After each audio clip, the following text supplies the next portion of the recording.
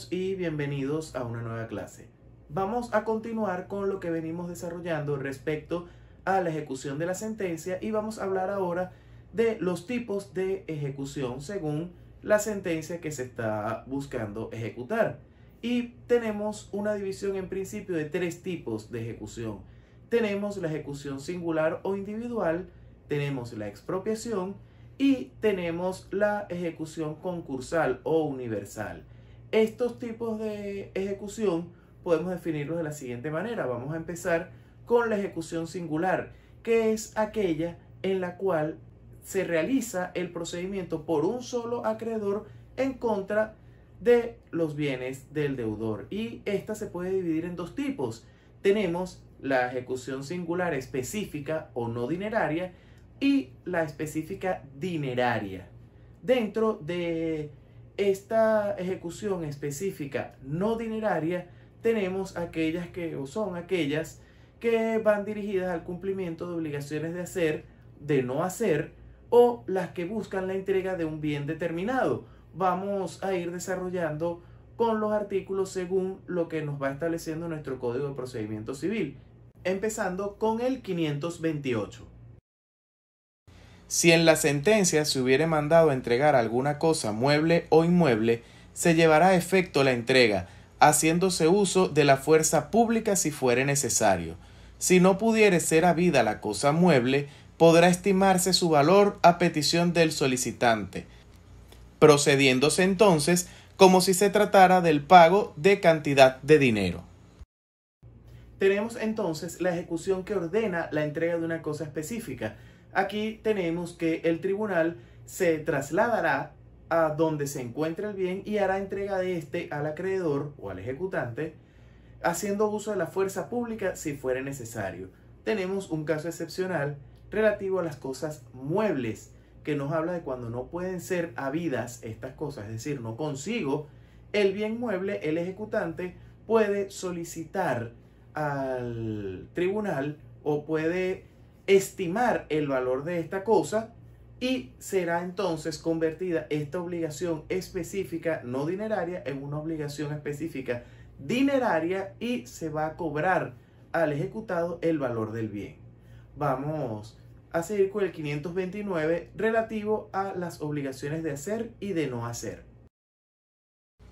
Si en la sentencia se hubiese condenado al cumplimiento de una obligación de hacer o de no hacer, el juez podrá autorizar al acreedor, a solicitud de éste, para hacer efectuar él mismo la obligación o para destruir lo que se haya hecho en contravención de la obligación de no hacer a costa del deudor. En caso de que el acreedor no formulare tal solicitud o de que la naturaleza de la obligación no permitiera la ejecución en especie o la hiciere demasiado onerosa, se determinará el crédito en una cantidad de dinero y luego se procederá como se establece en el artículo 527. Lo que corresponde a las obligaciones de hacer o de no hacer, tenemos que esencialmente el mecanismo es relativamente el mismo.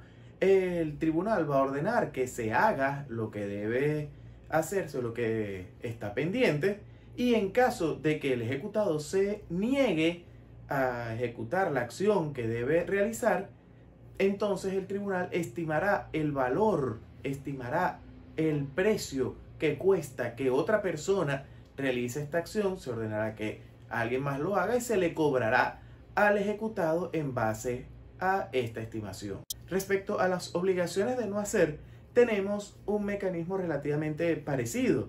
En cuanto a las obligaciones de hacer, tenemos que el tribunal, en caso de incumplimiento por parte del ejecutado, estimará el valor de la realización de estas acciones por parte de un tercero. Ordenará realizar lo que está pendiente y le cobrará al deudor o al ejecutado lo que haya costado esta situación. En cuanto a las obligaciones de no hacer, hay que tener en claro al principio que el incumplimiento de las obligaciones de no hacer viene dado por un hacer. Entonces, la ejecución de las obligaciones que comportan un no hacer incumplido trae consigo la obligación entonces de demoler lo hecho en contravención de la obligación de no hacer, que En caso de haber una negativa por parte del ejecutado, igualmente el tribunal ordenará realizar la demolición y irá a cobrarle al ejecutado por los trabajos realizados. Seguimos entonces con el caso establecido en el artículo 530.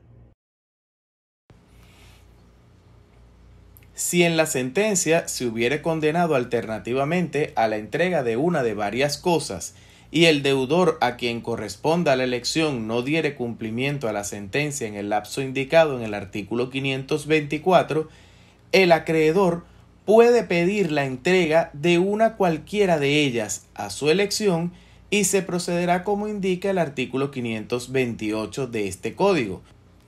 Todo sin perjuicio de lo previsto en la sección tercera, capítulo segundo, título tercero, libro tercero del Código Civil, para los casos en que ha perecido una o todas las cosas prometidas alternativamente. En cuanto a las obligaciones alternativas, tenemos que en principio el ejecutado puede elegir qué cumplir o con qué cumplir de acuerdo a lo establecido en la contratación en principio, siempre y cuando lo haga dentro del lapso de cumplimiento voluntario. Pasado el lapso de cumplimiento voluntario, será el ejecutante quien tendrá la opción de elegir cómo satisfacer su acreencia, teniendo en consideración que en caso de que las cosas hayan perecido, habrá que demostrar la responsabilidad por este perecimiento y en tal caso, si existe una responsabilidad de su parte, deberá el ejecutado cumplir a través del pago del valor de los bienes. Vamos entonces, para terminar con estas ejecuciones específicas no dinerarias, con la ejecución al cumplimiento de los contratos. Si la parte que resulte obligada según la sentencia a concluir un contrato no cumple su obligación, y siempre que sea posible y no esté excluido por el contrato, la sentencia producirá los efectos del contrato no cumplido. Si se trata de contratos que tienen por objeto la transferencia de la propiedad de una cosa determinada o la constitución o la transferencia de otro derecho, la sentencia solo producirá estos efectos si la parte que ha propuesto la demanda ha cumplido su prestación, de lo cual debe existir constancia auténtica en los autos. Este último caso, cuando hablamos de la ejecución de los contratos, podemos verlo fácilmente con un ejemplo.